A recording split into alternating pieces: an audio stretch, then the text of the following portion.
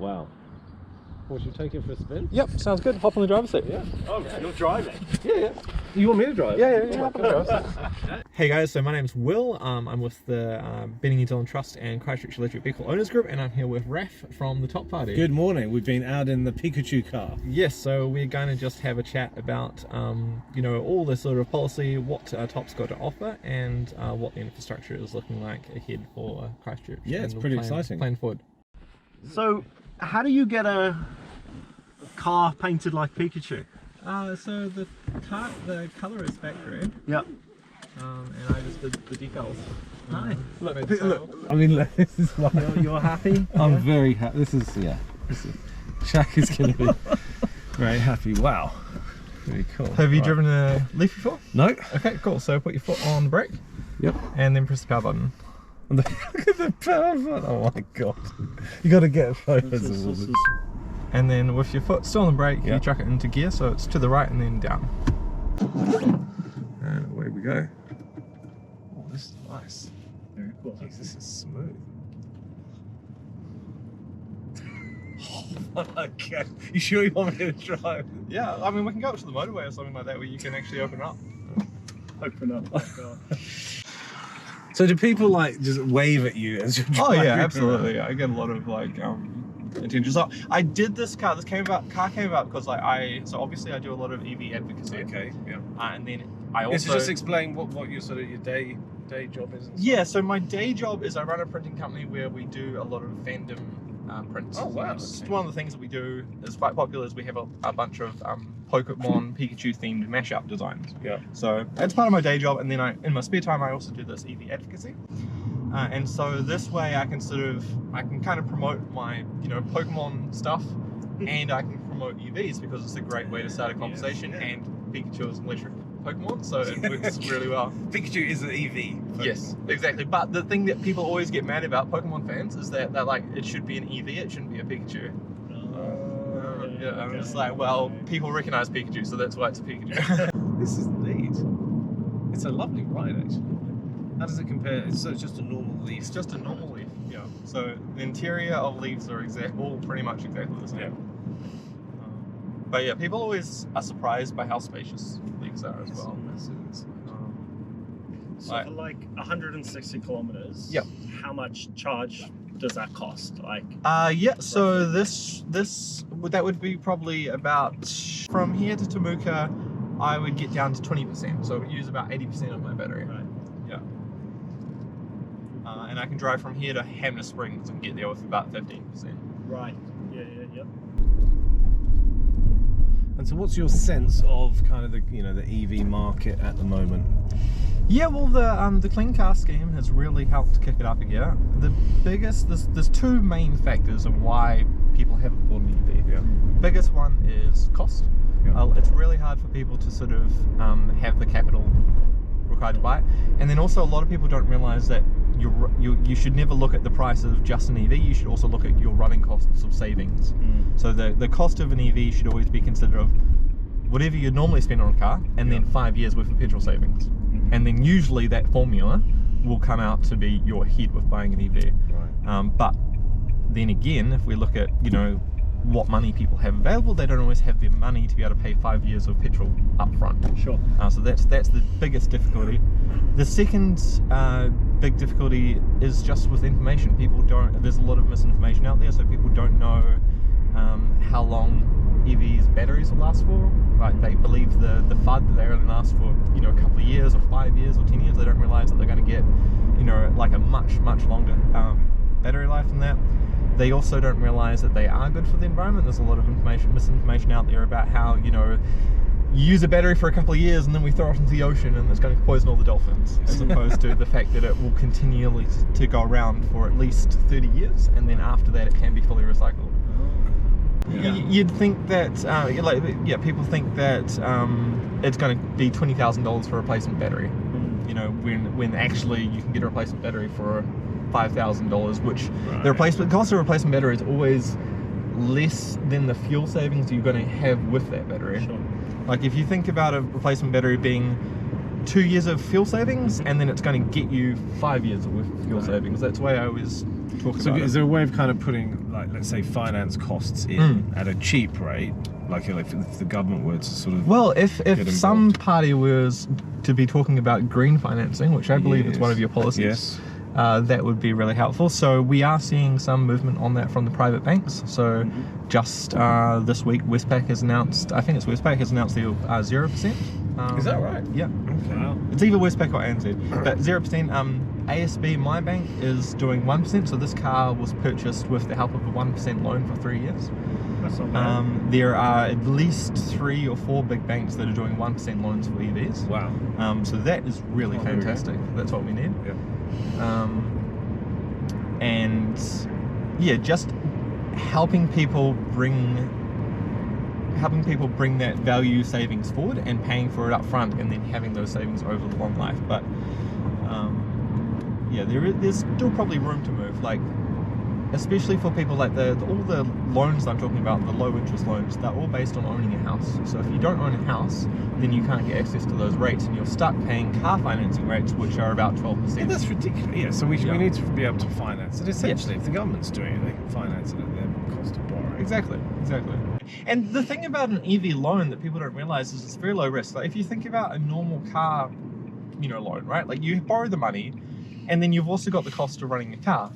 And so, if you have $50 in your bank account and you need to get to work, you're going to spend that $50 on petrol, or you're going to spend it on paying your car loan. Yeah. Whereas if an EV, that fuel cost goes away, so you have that money available to be able to put into your car loan. So when we usually look at helping people get into cars, we look at, okay, like $50 a week, that's going to get you a $10,000 EV. Yep. That's going to be paid for itself in 5 years with interest.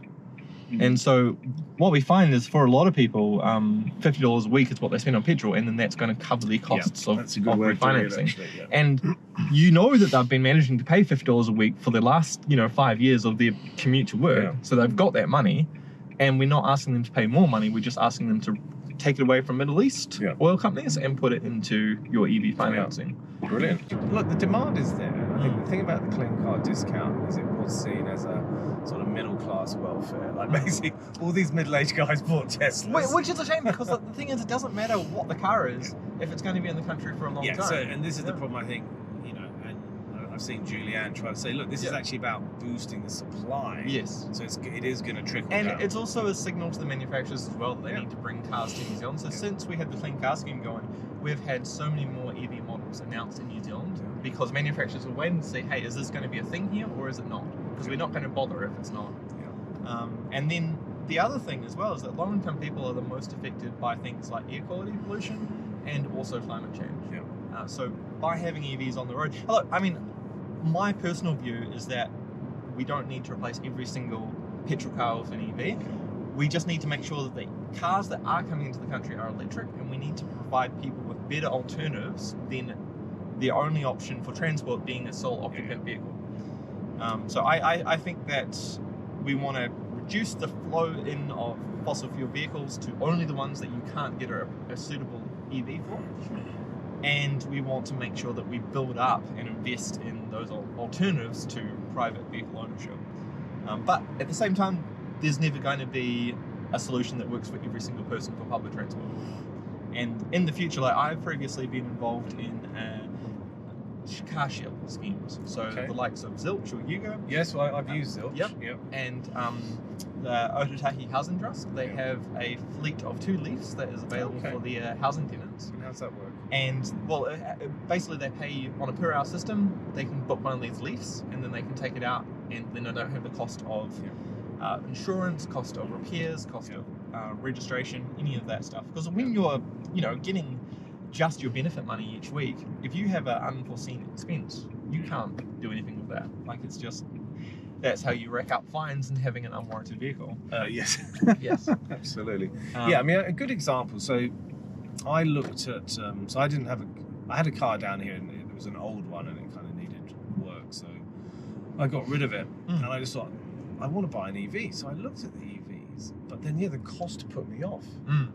And I didn't really actually even want to have a car full stop, but I needed a little runaround. So I ended up buying a $3,000 21-year-old Honda Civic, and it's good as gold. No problems at all.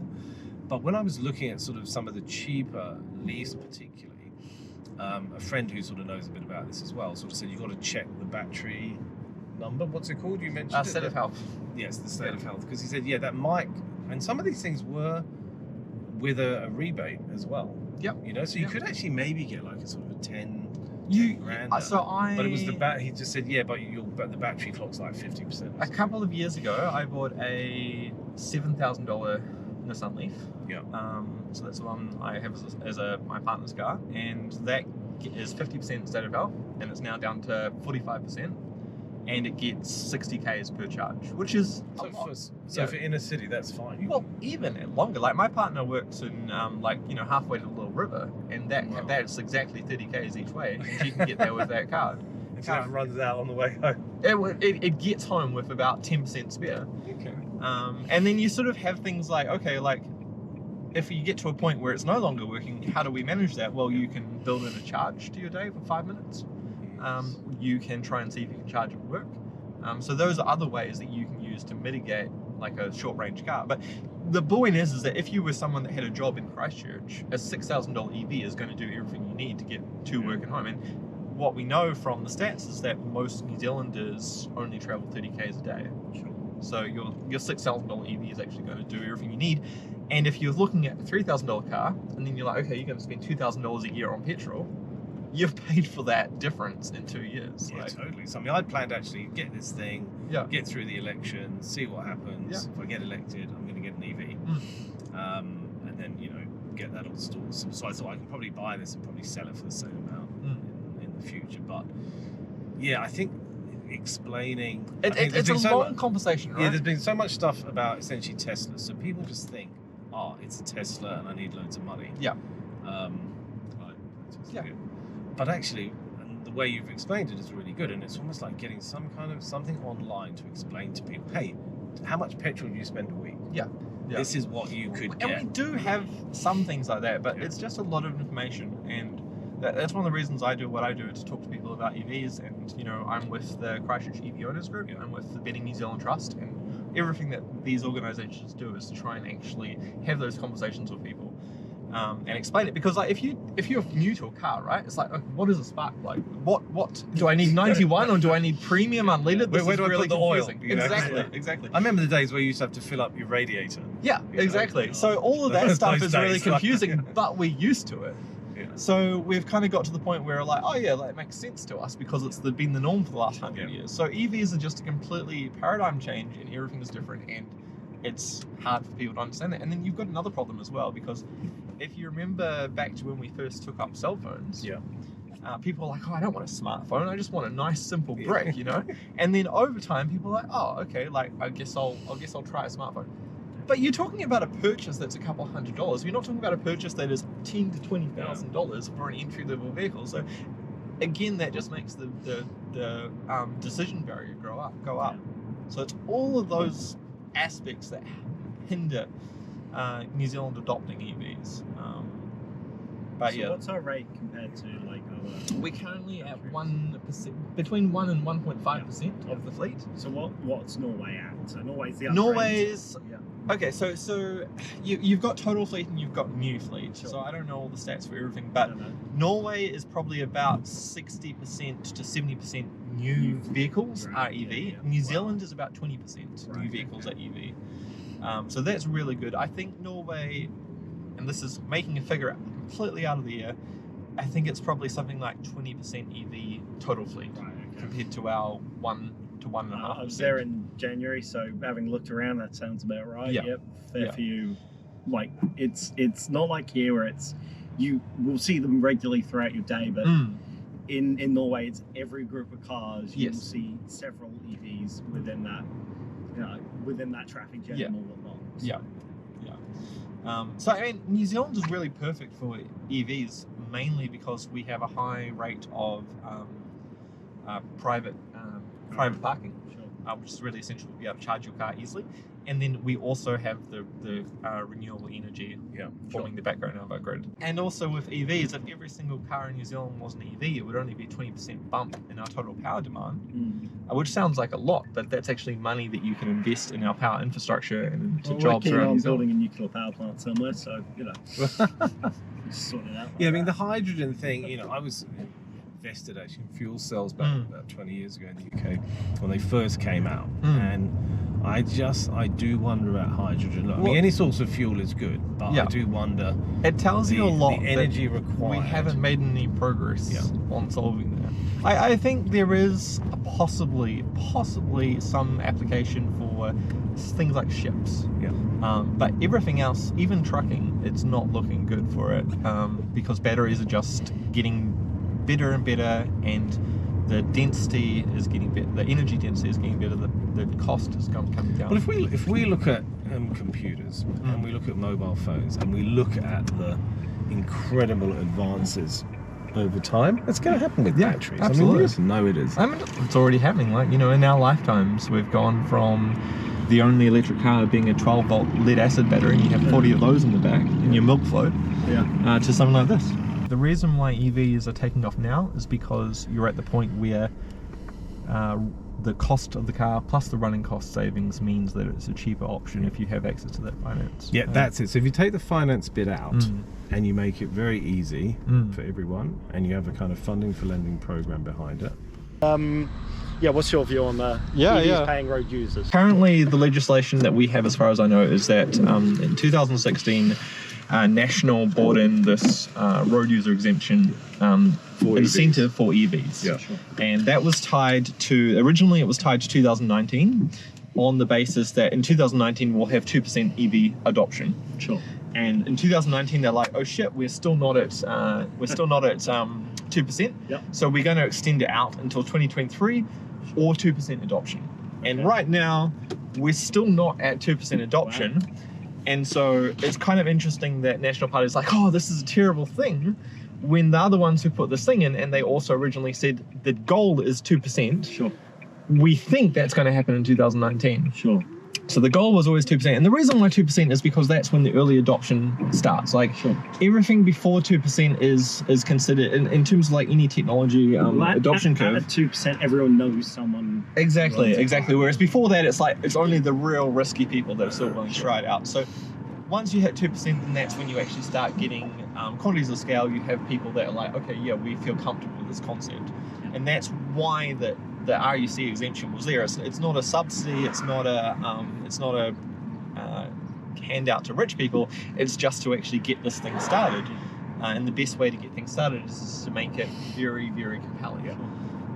And there's been a lot of research looking at different types of incentives for how to incentivize adoption by the International Council for Clean Transport.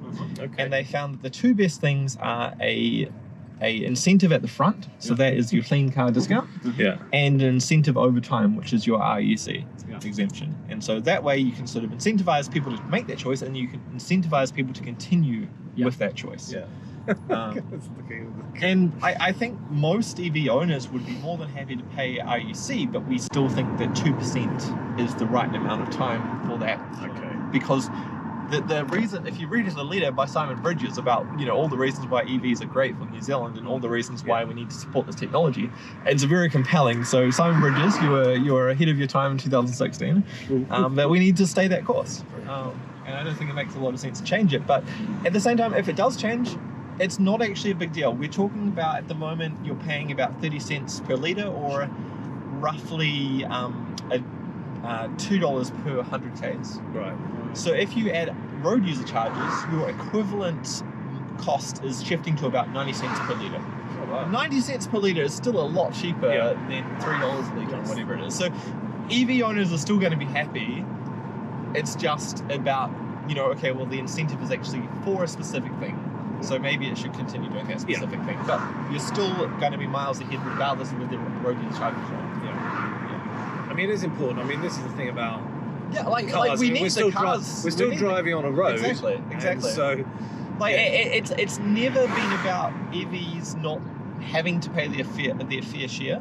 But it's like, okay, when you're talking about sub 2% of the fleet, you know, their fair share is pretty minimal. Yeah.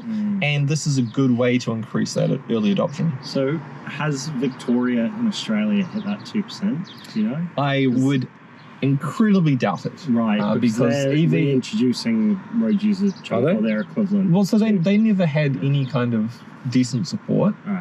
EVs in Australia is incredibly bad penetration. Yeah. There's two reasons really. One is that New Zealand has really awesome import regulation for Japanese cars. Yes, So we get cheap Japanese cars. Yes. Yeah. Australia doesn't get cheap Japanese cars. Yeah. Australia taxes imports very heavily. Because they traditionally built. Exactly. So they want to incentivize new car adoption, whereas we want to get cheaper vehicles.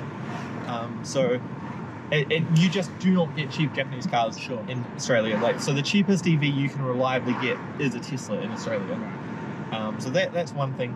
The other thing is that the charging infrastructure in Australia is very far behind. The biggest network is Tesla's superchargers, which is privately owned, because Tesla have been investing in charging in Australia. But while there is public charging going there now, it's still very it's still lagging behind. There's still not many. Whereas in New Zealand, we have a fantastic third-party owned charging infrastructure that spreads throughout the entire country. So wherever you go in New Zealand, you can pretty much find a charger. And so that means that, hey, I don't have to worry about, you know, whether or not I can charge this car. I just need to buy this car. Whereas with Australia, you had a little bit of a chicken egg problem, and that's only now starting to resolve itself. And still, if you buy a non-Tesla, in certain parts in Australia, in a lot of parts in Australia, you're going to find it very difficult to charge. Oh, wow, really? Yeah. So you don't want to be knocking on someone's door going, hey, do you have 3-phase power? Exactly. So I mean, they are starting to get into a good place. We've got charging all the way up the is it west? No, it's east coast of Australia. Yeah. From all the Sunshine Coast. Have people done like Sydney to Brisbane in a exactly. EV? But the rest of the place, it's mostly superchargers in all those. So we talked about one of my questions was an EV. So you've driven EVs before? Yes. Yeah. So I did when I was doing some trips to Hamilton last year, I got a Zilch from Auckland. Awesome. And drove down to Hamilton, charged it overnight, drove back, and it was perfect. Yeah. And was there any part of that process that you found like surprising or? A little, the battle for charging stations. So so I'd look up on the app where are the charging stations, and you would pull in and there'd be like 3 Teslas there, everyone trying to sort of get in. Yeah. And that was interesting. A couple of the charging stations were broken down, which was a problem. And I went again with my kids in the new year. Actually, we went down to Hobbiton, and again we did the Auckland trip. And actually finding charging stations was quite challenging. Right. And we nearly ran out of juice. Were you using the ChargeNet app? Yes. Yeah. And actually, I ended up. One of the problems I found is I ended up with apps for every different charging station, and that was really annoying. And then one I went to, and I didn't have the right cable, but I got the car cable out. But then when I'd ended up plugging it in, I realised it was like a slow charger. And I needed a quick one, and then eventually found a petrol station, and they had the like sort of half an hour do the whole thing. Supercharger, I guess that must have been. That was at I don't know, I think probably a Z Energy, something like that. But it was great. Otherwise, it was really straightforward. And I think the Zilch thing, even though there was seemed to be a one-man band in terms of the operation, was quite good. I had one slight drama. When I returned the vehicle, it wasn't kind of quite clear how the thing worked. And I didn't realize you actually had to fill up before you drop it off. Oh, really? It's not explicit. Right. And they were sort of saying, it needs to be above a certain percentage. And I kind of thought, you should have said that, and then I could have made time to do it. So I did go back and fill it up, as it were. Yeah. So again, with the petrol thing and rental cars, you got used to the fact you just drop in, fill it up before you went back. Yes. And it's just something you think you just have to go, I need to add in an hour or something. Yeah. So there are some, little bits and pieces. Yeah. But in terms of the the process, particularly with the zilch and the hiring, was great. You just tap on. Once you've done it once, it's like it's a bit fiddly. Yeah. But essentially, that was pretty cool. Well, with the charging networks, like it's not really a problem we have in South Island because there's only really one operator in South Island, whereas in the North Island we are starting to have multiple operators, and they are rolling out in Christchurch as well. But there's a scheme that's being trialled very soon where the EECA organisation is going to be funding a pilot for one standard for all of these different charging networks, which is the way it should have always been. But hopefully that will get us closer to one account for all the different networks. If you put yourself in the consumer position, like mobile phones and chargers, you just want to plug in. Yeah, well, it needs to be as easy as a petrol station, right? Like any time you're doing change, it needs to be the change needs to be cheaper than the alternative, and it needs to be easier than the alternative. That's one of the reasons where we fall down with public transport a lot, is because it's not easier. And sometimes it's not cheaper. Nobody knows how to pay. It's different in every is it cash? Is it card? Exactly. When are the buses going to turn up? Are they actually going to turn up? Yeah.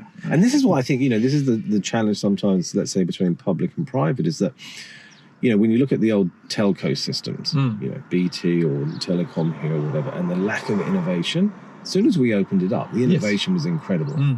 So I think it's the same with this. If you get people innovating and you create some competition, you get technological advance. Yeah, absolutely. And you get like a better result. Yeah, and I think because we've been through so many tech revolutions, it's quite clear how consumers respond. They want it as easy as possible. The easier you make it, fine. Yeah. So, I've been with Vodafone for ages, and it's generally been good and it's easy. And when I want to upgrade my phone, it's easy. I've been on Mac for ages because when I get a new phone, bang, it just automatically updates from the cloud. It just works. Yeah. So people want stuff that works, and often the price differential is as much a convenience thing. So convenience actually people are willing to pay a little bit more if it's going to be easier. Yeah. But that is one of the benefits of the Tesla system, is that it's actually crazy to go from a normal EV to a Tesla because they make their own charging network. So their charging networks are really you back in and it does it. Like it just pops open and it starts charging your car. You don't have to swipe anything. You don't have to, activate anything. It just knows. But this is, at the moment, we are very still in the piecemeal sort of. Yeah. But that's also quite exciting. And I think it's because because we've been through tech revolutions before, you can kind of think, okay, things are going to get better, things will get cheaper, things will get more efficient, things will become more convenient, and that's a good thing. So if we look at what are the outcomes, so let's just saw that bus going past, that was the diesel. We also have electric buses on the thing, and actually I think the electric buses are heavier because they make a big bong when they go past the house. But essentially people still want to get from A to B. So we're saying get from A to B in the most efficient way and the cheapest way, which includes environmental costs. Yes. So when everything is electric, so one of our policies is electrify the urban bus fleet by 2030 because we know it can be done. It's simply a question of bringing forward the purchases. Bringing forward the funding. And the other thing as well is that if you bring forward that funding, it's not like that funding is new funding. It's actually, you're going to be saving them. You're going to be saving running costs. So you're going to be saving maintenance. You can do the same, so it's just same calculations.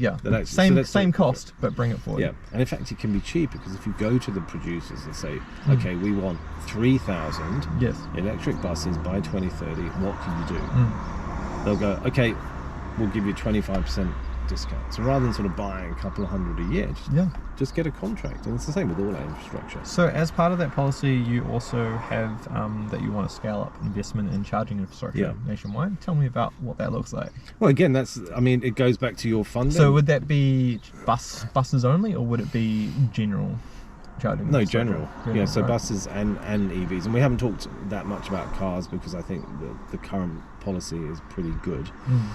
And it's how we deliver this, because essentially it's a capital financing issue. So I'd probably put it in the infrastructure agency and treat it like the UFB rollout. Whenever we're doing X, you put in Y.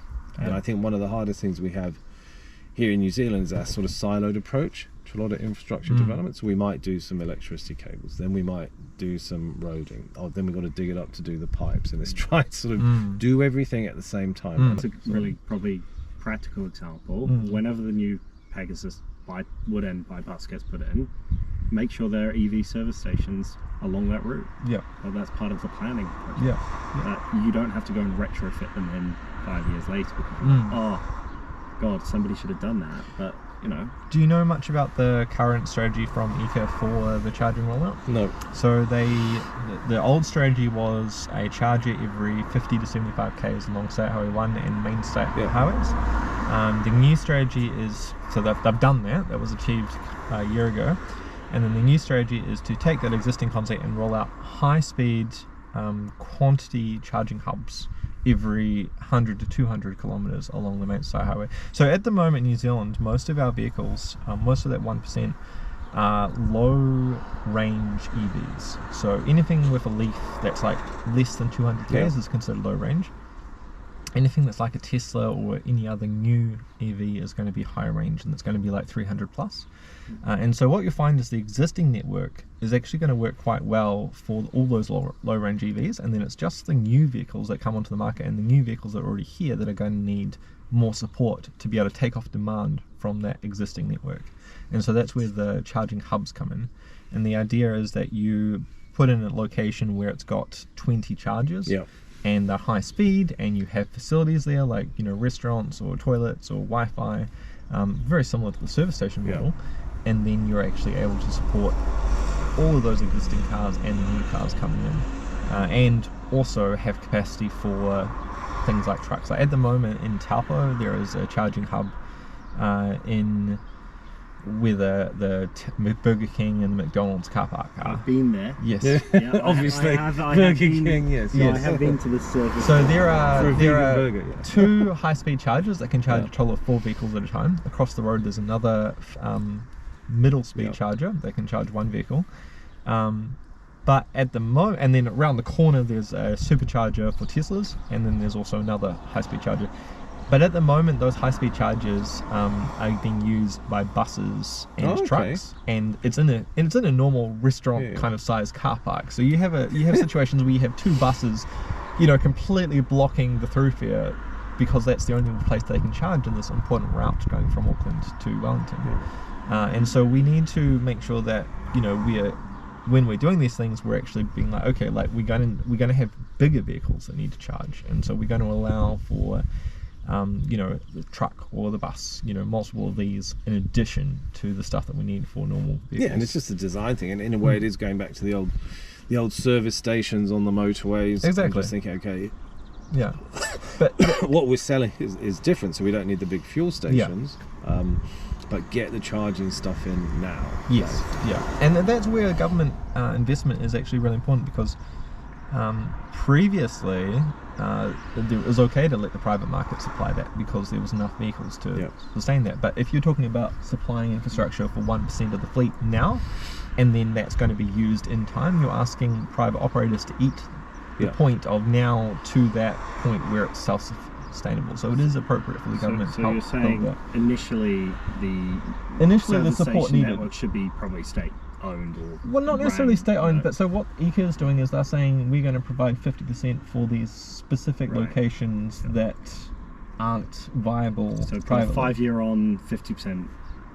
So they provide 50% for the starting point, and then the idea is the operator funds the maintenance and operating costs from their own profits, and they also fund the other 50%, which I think is an appropriate model for where reasonable. we are. So just looking back at your policies, you said that you've got your green finance scheme, and we sort of talked about how that could potentially include EVs. Has there been any sort of discussion about that explicitly including, or are you sort of more thinking about solar panels and batteries? Yeah, I'm open to the whole way we finance, if you like, the rewiring of New Zealand. So there's a new group now called Rewiring New Zealand, and I think let's wait and see what the plans are. In a way, I often say to people, money isn't the problem, it's actually the outcomes. So if you can show that you're going to invest X over 10 years and you'll get an X plus 5 return, but that's fine. The money isn't the issue. And I think what COVID showed, and what programs like the funding for lending showed, is actually the money is there. It's what's it going to be used for. In COVID, a lot of it just sort of splashed around. Yes. Didn't go to productive uses. So well, the interesting thing about EVs in New Zealand is that we already know that we spend about 700 billion. No, it's not going to be billion, but we spend several $billion a year on petrol. At least it's probably 5 to 6 billion. Right, that's probably the number, 7 billion. Yeah. So we know it's not that much. So okay, if we say we convert all, if the government just gave everyone an EV, right? Yeah. How many years? The mathematical equation is how many years would it take for the $7 billion we save every year to pay back the funds that paid for all of the EVs? Yeah. Well, looking at some of the work that's been done in Australia, they reckon about 10 years. And then actually your costs almost go to zero. Exactly. So I'm not saying that we need to do that kind of crazy capital usage, but I'm just saying there should be some understanding about this is a way to do it. Or this, if we took all the people that can't afford EVs, like let's say the bottom 20% or the people that have got community service cards, and we're like, okay, like you need a car because public transport doesn't suit your current usage, we're going to make you available a car that's owned by the government or some kind of ownership model, and then you just drive that car and then you pay a flat cost that's equivalent to what you would have paid in petrol back to the fund. Wasn't that one of the plans that got put on the policy bonfire at the beginning of the year? Was that a cash for clunker? There was some kind of policy around. It didn't get very much detail. Yes. I think it was just started, and it was some form of, hey, if you've got a ship. It was very inefficient. I remember what we were talking about. That wasn't working very well, and so this is the thing. So what I would say to somebody, whether it's officials or groups, advocacy groups, right, come with the modelling. The financing isn't a problem. If you can show that, okay, within 10 years, we can reduce our need for fuel imports by, 60%, that has a huge impact on our current account financing. So it has an energy security issue. We're not so subject to overseas swings in prices. Yes, so we're seeing oil prices going up again at the moment. And so it's a win-win-win everywhere, and we just need the capital to fund it. Fine, government, here you go. This is what it's going to cost. Put this interest rate into your model. Does that work? Yeah, fine. That's it. I mean, we're going through in a lot of areas, in agriculture, in industrial production, in transport, all places where we're trying to reduce emissions, a transition. And there will be points at which it makes sense for the government to fund the capital aspect of it. So we've seen it with the electric furnace deal, with the Fonterra coal boiler deal. Now, of course, these companies can do it themselves, but they're not going to. And it's not financially relevant to them, right? So if you can say, here's the cash to do it, get on with it, and it kind of sits outside their normal business, so they go, brilliant. It reduces emissions. And it creates sort of an emissions pathway for the future as well. Do you think with those schemes, when you look at that and you're like, okay, like this is a change that's going to be financially beneficial to you, and it's actually cheaper than business as usual, that there's value in getting those firms to be like, okay, well, we're going to pay you the difference as a way of making the government requirement less arduous, but also as a way of saying, oh yeah, we're not just handing out free money, we're actually recapturing that. Our role is to advance the benefit for the people that can't necessarily make the cost. Yeah, it's basically most things are funding issues. So it's not that people don't want to do stuff, they don't have the capital. Yeah. And that's where you go to the private markets, and capital costs are often higher. So there are lots of places where government can come in and say, we will fund it for you, and we can fund it at a lower interest rate, and we can take a longer term horizon. And those are the gaps. And I think this is what we've learned over the last 30 years is that we've got caught in this dichotomy between public and private finance without realizing there's a place for both at different times in the cycle. If it benefits the country, long term thinking is so private capital is going to drive innovation. Public finance is going to provide the transition pathway. And then the private sector is, oh crikey, right, now we're going to pile into EV. So that's the future. So I'm thinking about what is, particularly for the South Island, what does the next 30 years look like? Where are we going to be in 30 years? And I see actually we will have decent train services. We will have fully electric fleets. All our power will be generated locally. We will have industries that support all of that stuff. I mean, that's a great story. Yeah. And then our roads will be a little bit safer, people can cycle, they can walk, whatever. That's a choice thing. But pollution will be down, emissions will be down, it will be cheaper for people. What's not to like about that? Yeah, that sounds really good. I always look at it as like a pyramid where, you know, at the bottom you have the private transport, and then you have public transport, and then you have active transport. And at the moment we want to make sure that public transport appeals to more people, so that the people that are currently stuck using private transport have the option of like, oh, I don't need to own a car, I don't need to have $10,000 sitting in my driveway, I can just hop on the bus or the train and get to work and get back. I don't need to pay for parking, I don't have to have that stress while driving, I can just sit back and relax on my phone while the train takes me to where I need to go. And then obviously that top part is like, oh, I have really great quality cycleways to, you know, keep me safe and get my exercise daily. Well, to give you, so in Christchurch, I've got this little car here. In Wellington, I don't have a car. In Auckland, I don't have a car.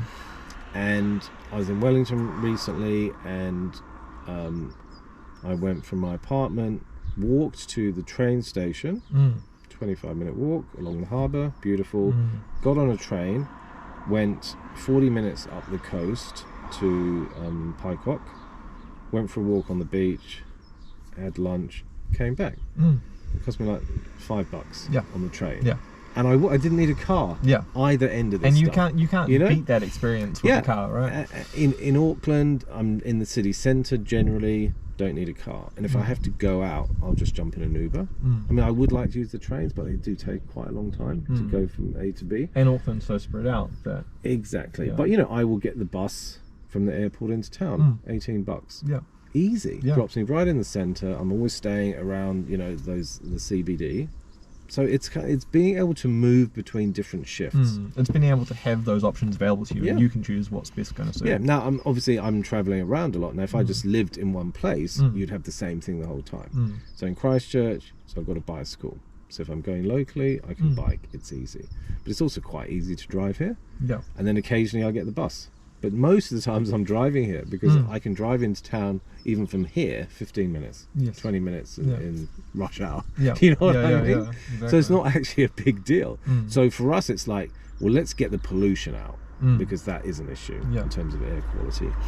And then, boy, if we do get the light rail, essentially, you know, Belfast to Hornby, crikey, everyone's going to want to live on those corridors and just jump on the train. But it will beef that up, but particularly for the city centre, and that's where we really need to build up. And I do worry that we're starting to leak population into the suburbs before we've got like the central Ralston city. And like well, Lincoln. that as well, but even sort of, you know, by Auckland standards, it's still pretty close. it's exactly, it's nothing. I've got a question for you that you probably won't answer, which is fine.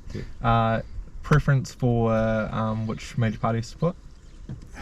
Whatever answer you want to give to that is fine. Look, I mean, for me, we're laying out a manifesto which is focused on the future of New Zealand. Now, I know all the parties really well, and I've had to deal with both of them over the last 10 years, and they've both got stuff that fits into our manifesto. National are much better on infrastructure, and we're much more aligned around that. They're much more focused around decentralisation, which is a big principle for us because we want to see regional government, which actually would make a lot of this stuff a lot easier. You know, Labour are more focused around social welfare, which we're a big supporter of, but we'd like some structural changes in terms of moving towards a universal basic income. So, you know, we've got stuff in common with both sides, but, you know, from a practical point of view, it looks like it's going to be a national act government. And we want to make sure that we're part of that. And frankly, if the polls stay where they are, if you're Labour and Greens, you think, well, actually, we want top involved because at least someone will have some influence. And this is only because we wouldn't be here probably if the Greens were in the centre of politics, but they're not. They're to the left of Labour. So it means that people who care about environmental issues and climate change and shifting transport and everything else around biodiversity, and, you know, we want to persuade them, okay, if this is how it's going to be, you should throw your lot in with us. So at least you'll have a party that can sit down and talk to these guys, you know, because we don't have that kind of antagonistic relationship with National and ACT. But we'll see what happens. Do you think national climate change policy is going far enough, or do you feel like that would be your role in a coalition? Yeah, I mean, I think we would push that. And like I said, I mean, we need a party in the centre who can work with either of the main parties. And at the moment, we don't have that. Well, apart from New Zealand first. But I don't think they're a fan of climate That's change. kind of, if you want to go back 40 years. Yeah. Maybe go back to when trains, maybe they'll be into trains or whatever. Well, They did some Kiwi Rail pro-trains. stuff. Yeah, they're probably pro-trains. I think pro-trains in Northland, though. Yeah, they're sort of, you could say they're focused on the regions which suits us. But no, I mean, if we're talking about the next 30 years, I think we are the best choice. Whoever. And I think, I've got relationships with people. We can sit down, and there is a sort of a liberal wing within National. And there's also a liberal wing within ACT. A lot of them quite like our policies because, we do look at economic efficiencies, like what is the best way to deliver this outcome. But there's also a big, weird reactionary element in ACT as well, which is a vote grabber.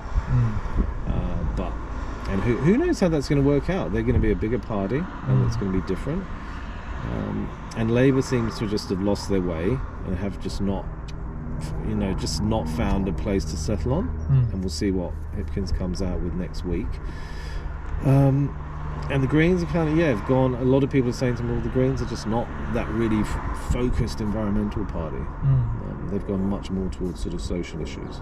So I think you feel like that's a gap for top. I think we bring a much more kind of balanced focus, which is probably more practical. There's a lot of issues we don't get involved in. I mean, we're focused on, people, planet, prosperity for sure. But we're focused on how do we get into a world which is going to be dominated by climate change, essentially. So we've got to change our transport systems. Do you think that, who do you think has the strongest climate change policy out of all the parties? Well, probably the Greens do. But the problem is they don't seem to be able to put it into action. Like if they're not in government, so what? It doesn't. Zero Carbon Act will stay. Who do you think's got the best UBI scheme? I'm guessing top. Yes. Yeah. I mean, I think we have the best policies across the board in terms of what we focus on. And if you ask me about planning, no, I don't know. I don't have the resource to put into the RMA reforms. But I think in terms of the stuff we do focus on, and I mean the teal card obviously is a future focus policy. I haven't even talked about the teal card, but I did say that you have provision in that for e-scooter and e-bike, which is a part of electric vehicles platforms that we support. So that's really great to see. Yeah, and of course, the EV stuff is the green financing. Now, to me, like I say to people, it's like I said to people here around the community housing, money isn't the problem. If you can show me that you've got some land and you want to build some houses that you can then rent out to people, the funding can come. And I think often people put the funding first instead of actually, can you show a business proposal that can deliver an outcome? And then if you say, oh, we can't get the money, okay, that's a different question. Cool. So I think that's something that we bring that no other party really has, and I think that's my background, having been involved in markets, but in environmental issues and in social issues, is that I have a better idea of how they all link together. And often a lot of our parties just focus on one particular thing. So I think we are a modern party which is a sustainable New Zealand party, and it's finally, people have tried to get this sort of centre party together over the years, but they haven't had the right people. And I think now we have a really good selection of people who are not partisan, but are focused on making progress for everyone. Fantastic.